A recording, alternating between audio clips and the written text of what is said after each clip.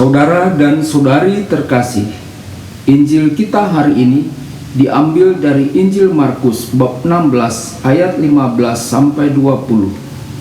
Pada suatu hari Yesus yang bangkit dari antara orang mati menampakkan diri kepada ke-11 murid dan berkata kepada mereka, "Pergilah ke seluruh dunia, beritakanlah Injil kepada segala makhluk. Siapa yang percaya dan dibaptis akan diselamatkan, tetapi siapa yang tidak percaya akan dihukum. Tanda-tanda ini akan menyertai orang-orang yang percaya. Mereka akan mengusir setan-setan demi namaku. Mereka akan berbicara dalam bahasa-bahasa yang baru bagi mereka.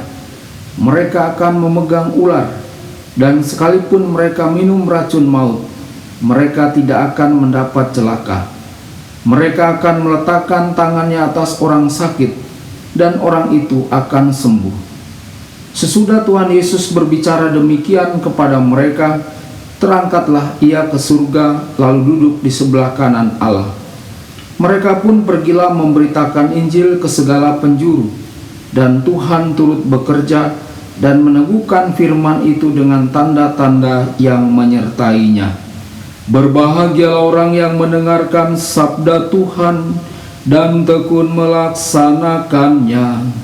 Sabdamu adalah jalan, kebenaran dan hidup kami.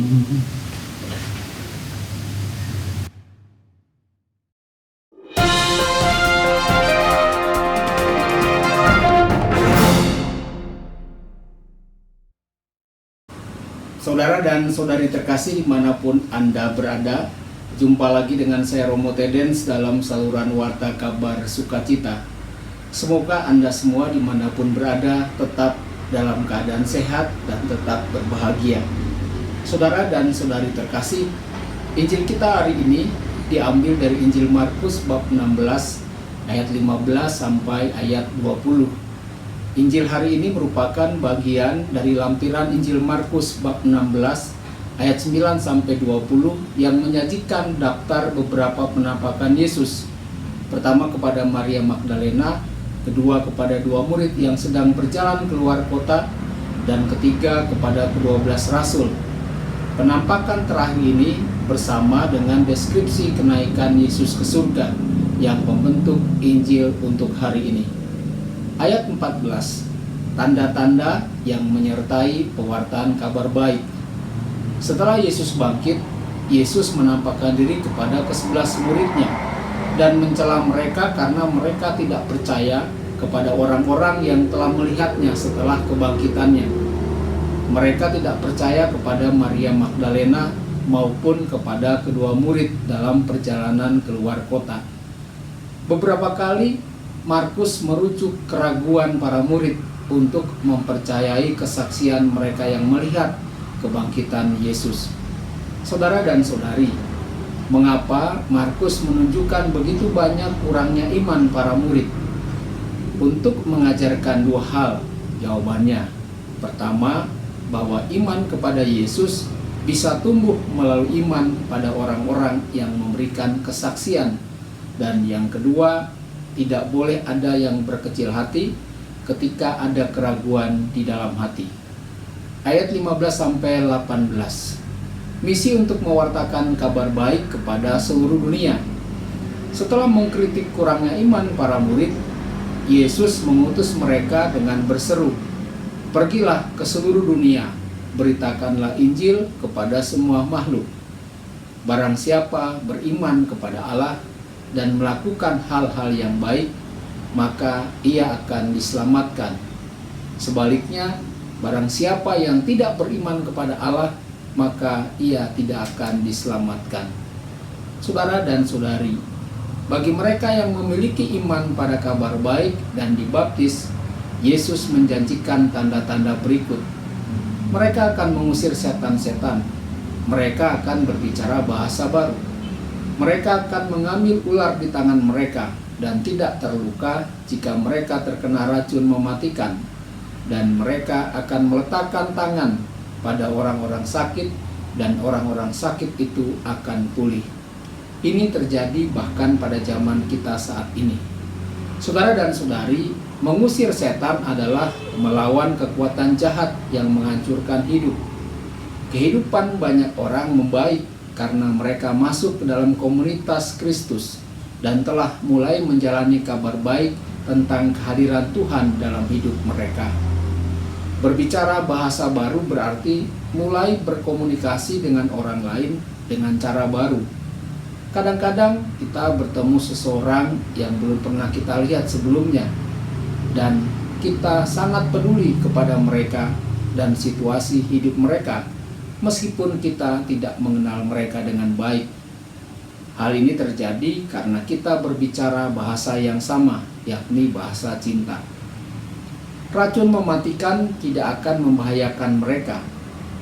Ini berarti ada banyak hal yang meracuni kehidupan bersama di komunitas. Ada gosip yang menghancurkan hubungan antara orang-orang. Orang yang hidup di hadapan Tuhan tidak berpartisipasi dalam hal-hal ini dan tidak diganggu oleh racun yang mengerikan ini. Saudara dan saudari, mereka menyembuhkan orang sakit. Dimanapun ada pengetahuan yang jelas dan hidup tentang kehadiran Tuhan, ada juga perawatan khusus yang diberikan kepada orang-orang yang disingkirkan, orang-orang yang terpinggirkan, terutama orang-orang yang sakit. Apa yang dapat membantu menyembuhkan mereka adalah mereka yang terpinggirkan dan yang sakit merasa diterima dan dicintai. Lalu ayat 19-20. Melalui komunitas, Yesus melanjutkan misinya. Yesus sendiri yang tinggal di Palestina dan menerima orang miskin pada masanya, mengungkapkan kasih Bapa kepada mereka, terus hidup di tengah-tengah kita, di komunitas kita. Melalui kita, Yesus ingin melanjutkan misinya untuk mengungkapkan kabar baik tentang kasih Allah kepada orang miskin. Bahkan sampai saat ini kebangkitan Yesus terjadi, sehingga kita berkata, siapa yang akan memisahkan kita dari kasih Kristus? Siapa yang akan memisahkan kita? Tidak ada kekuatan dunia ini yang mampu memisahkan kekuatan yang berasal dari iman akan kebangkitan. Saudara-saudari terkasih, sebuah komunitas yang ingin menjadi saksi kebangkitan harus menjadi tanda kehidupan dan harus berjuang melawan kekuatan jahat. Refleksi bagi kita dalam Injil hari ini.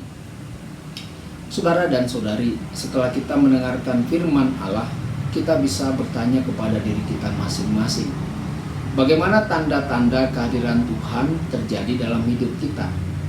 Apa tanda-tanda kehadiran Tuhan Yesus di tengah-tengah kita yang paling meyakinkan orang-orang di zaman ini? Apakah kita menyatakan Injil dalam hidup harian kita? Tuhan memberkati Anda semua. Sabda Allah adalah kebenaran. Sabda Allah adalah kehidupan. Mari kita mencintainya, mari kita menghayatinya. Ya Tuhan yang ku muliakan, sabdamu angkat resahku.